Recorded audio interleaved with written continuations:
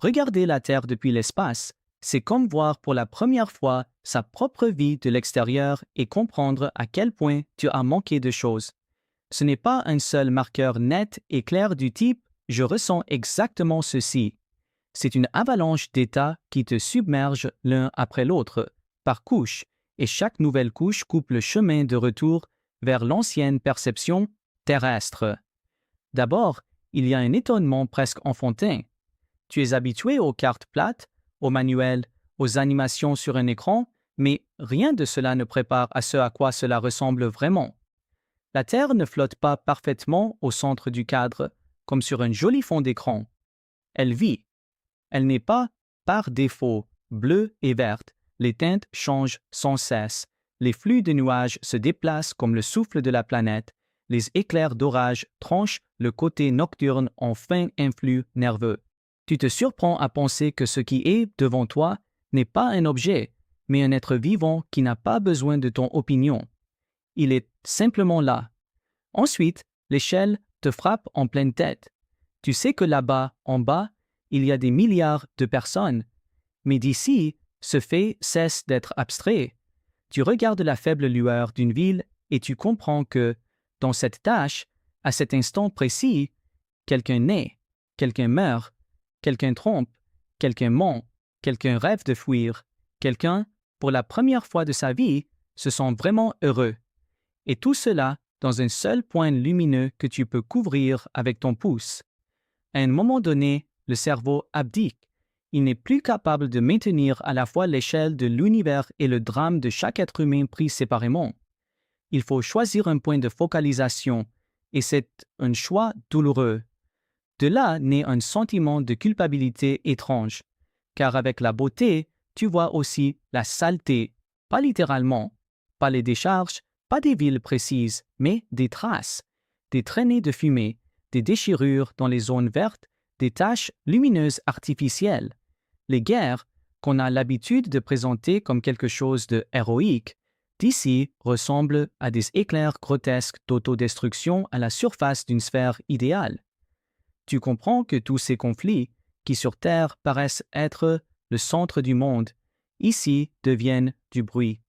Et tu as honte en réalisant à quel point le « j'ai raison » humain détruit ce que la physique, la chimie et le temps ont construit pendant des milliards d'années. En parallèle arrive la sensation de trahison, non pas de la part de la planète, mais de nous-mêmes. Tu te mens en te disant « on aura encore le temps ». Plus tard, on réglera l'écologie, les guerres, la haine.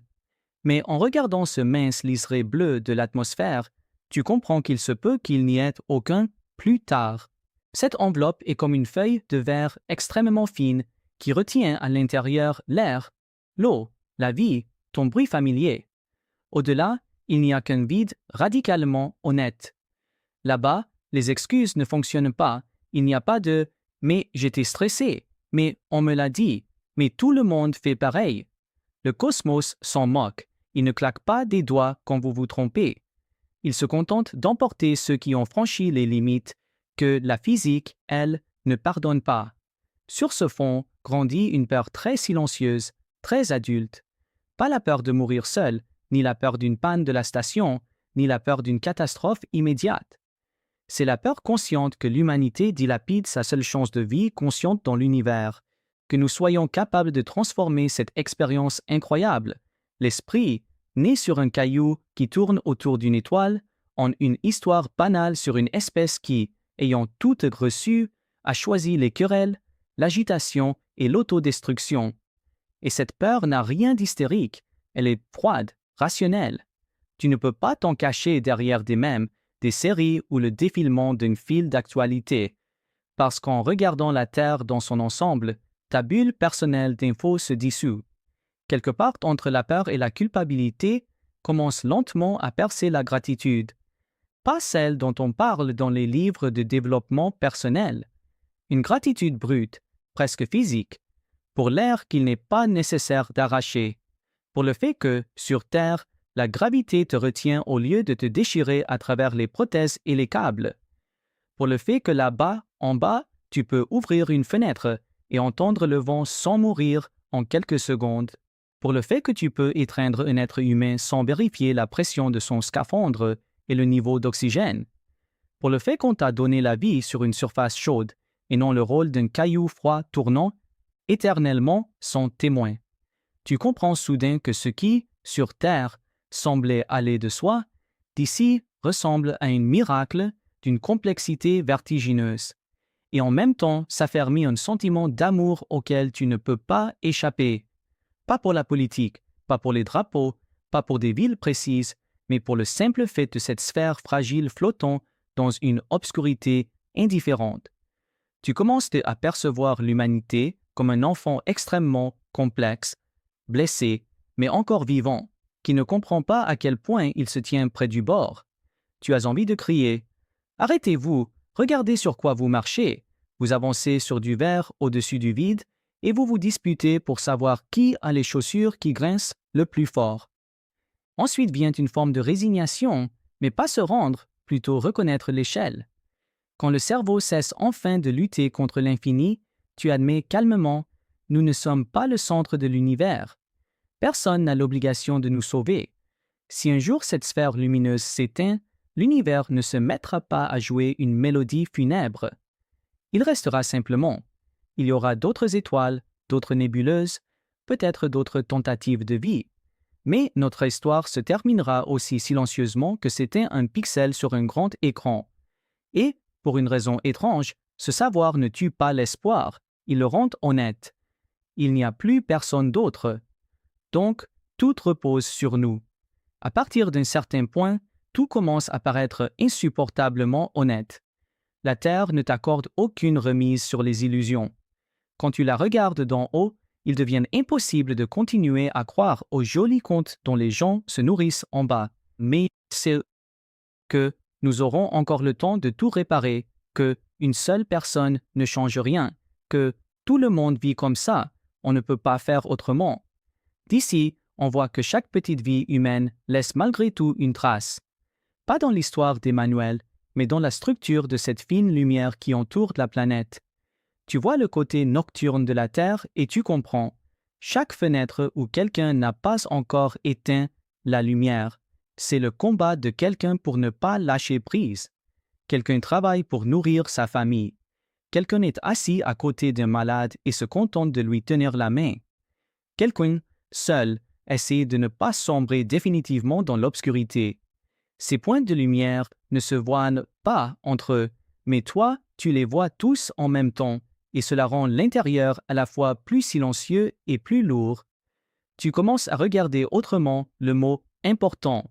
En bas, les gens débattent pour savoir ce qui est le plus important.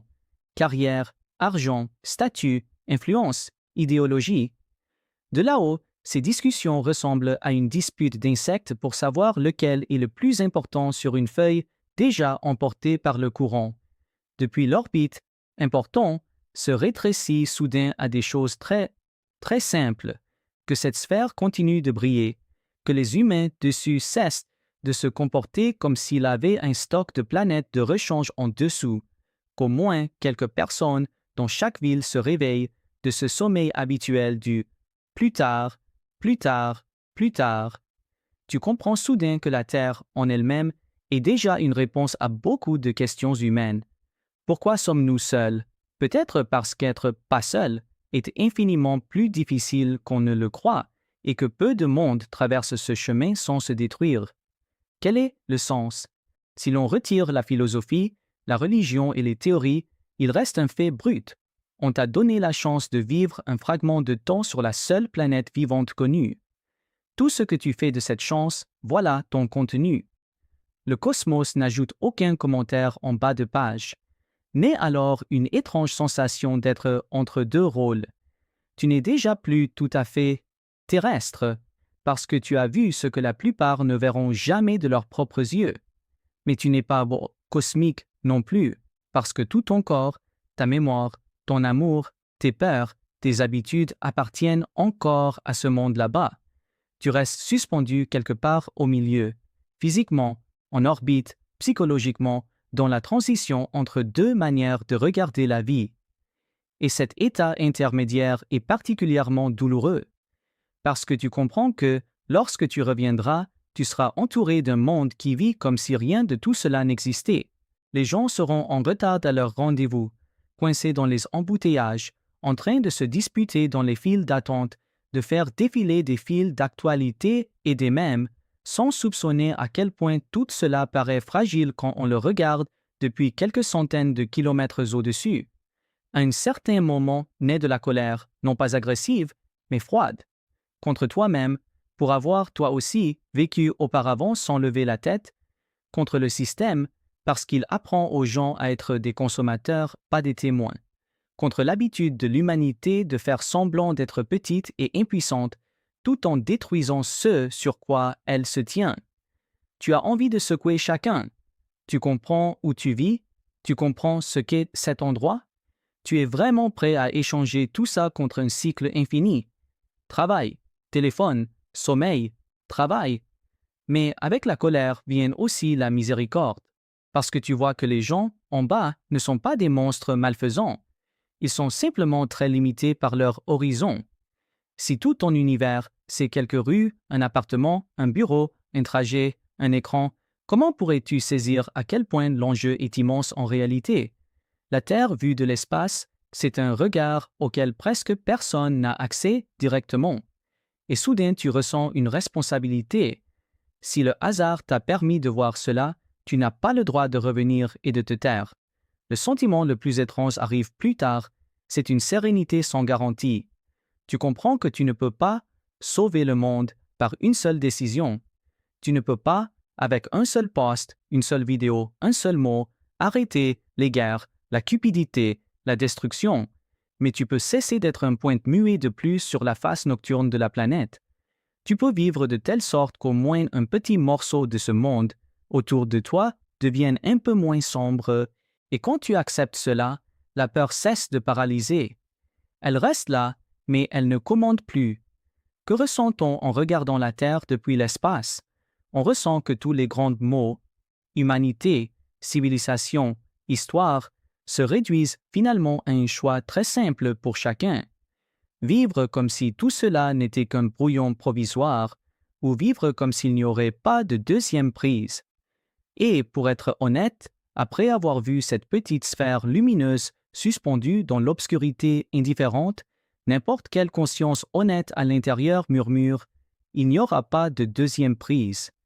Et c'est de la façon dont tu l'acceptes, avec panique, avec déni ou avec une calme détermination, que dépend la personne que tu seras en revenant sur cette planète, ou bien si tu resteras celui qui, un jour, a regardé la Terre depuis l'espace et a fait comme s'il n'avait rien compris.